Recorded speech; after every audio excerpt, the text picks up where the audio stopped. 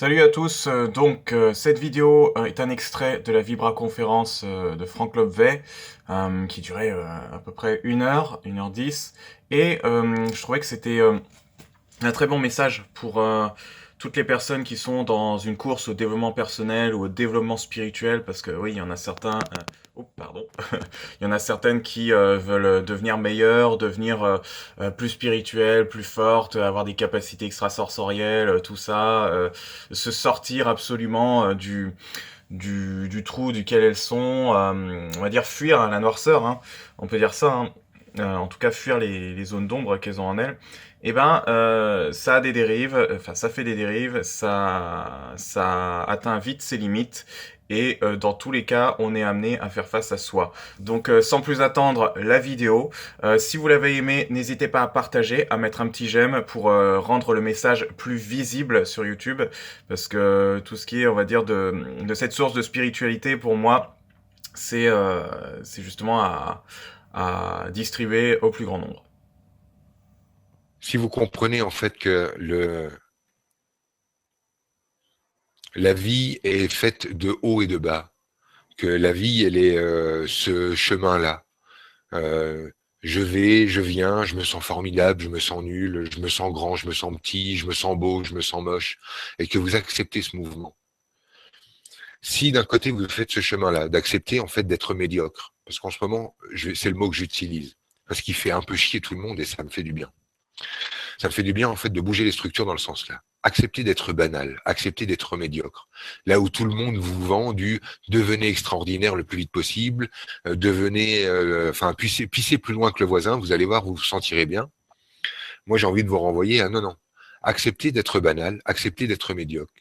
Ça nous permet d'entrer dans le simple et normal petit humain que je suis.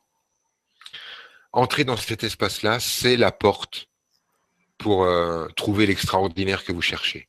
C'est quand vous cherchez l'extraordinaire que vous le perdez. Quand vous acceptez de renoncer à l'extraordinaire, vous le trouvez. C'est quand je renonce à devenir quelqu'un que je suis quelqu'un.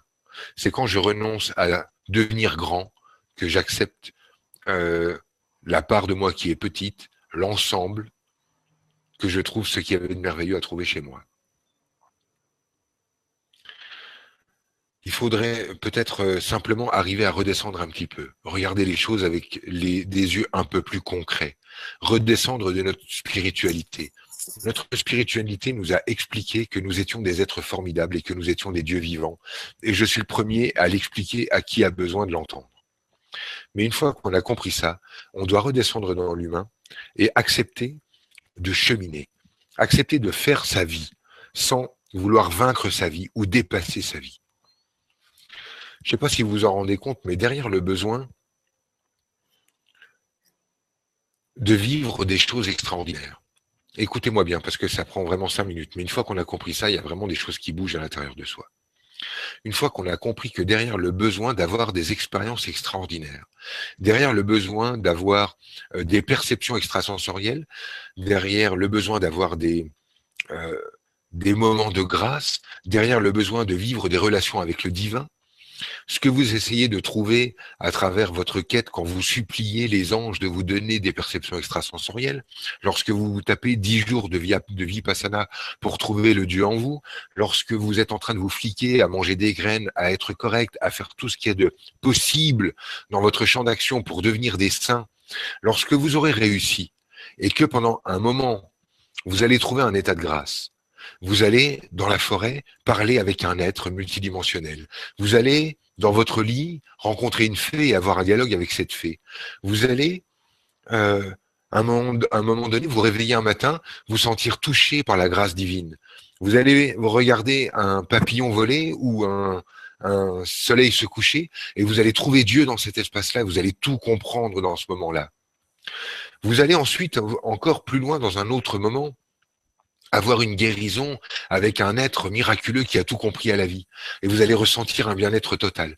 Puis vous allez vous mettre sous la douche de lumière de la lampe Lucia ou Pandora, et vous allez encore vous retrouver dans un moment d'exaltation incroyable. Et puis vous allez encore payer un type encore plus formidable qui va vous vendre un truc encore plus formidable, et vous allez trouver un moment encore plus formidable. eh bien sachez que après tous ces moments-là, qui sont réels, que je ne suis pas du tout en train de dénigrer, qui sont des moments bien et agréables et super dans une vie, après ce moment-là, réarrivera un autre jour où vous vous réveillerez à nouveau dans la peau de qui vous êtes. Démystifiez le truc tout de suite. Après avoir vécu ces moments-là, et tout le monde les a vécus, vous vous relèverez un jour dans la peau de Chantal, dans la peau de Franck, dans la peau de Gwen. Vous vous réveillerez un jour à nouveau dans votre humain. Et tous les gens que j'ai rencontrés, qui ont vécu de l'exaltation, à travers une montée de Kundalini, à travers une rencontre avec un maître tibétain, à travers un mouvement dans la structure incroyable, qu'il était produit par moi, par une lampe, par un coucher de soleil ou par un papillon, à chaque fois, vous reviendrez à un endroit particulier, c'est qui vous êtes. Et si vous n'acceptez pas ça, vous vous mettrez dans une quête infinie, une quête d'avidité, une avidité de mouvements spirituels, une avidité de moments de grâce, une avidité de ressentir le divin en vous. Et ça vous mettra en fait dans une course. Et ce sera le dernier thérapeute le plus puissant, celui qui vend le plus de bouquins, celui qui est le plus validé, celui qui... Et on entre dans une course qui vous amènera à souffrir.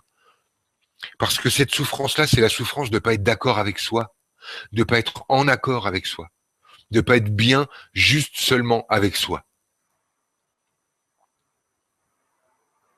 C'est ça que j'appelle accepter de perdre pour gagner. Parce que si vous n'acceptez pas de perdre ces moments-là, si vous n'acceptez pas de perdre ce truc extraordinaire que vous ne serez jamais, que je ne serai jamais, et que personne ne sera jamais parce qu'on n'est que l'humanité, nous. Si on n'accepte pas ce moment-là, on passe à travers, on rate le message. On le rate pour soi et on le rate pour les autres. L'intensité que je mets là dans mon énergie du moment, c'est parce que je suis touché par tous ces humains qui se piétinent. Je suis touché par tous ces humains qui se trouvent nuls au point de devoir à chaque instant retrouver dans une vidéo, dans une nouvelle rencontre, dans un nouvel outil, encore une solution pour aller rechercher cet état qui n'est pas notre état.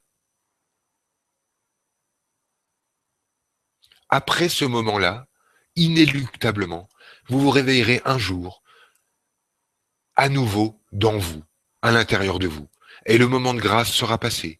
La rencontre d'avec Franck sera passée. La rencontre d'avec votre Dieu intérieur sera passée. La rencontre avec l'outil qui vous fait monter la vibration sera passée.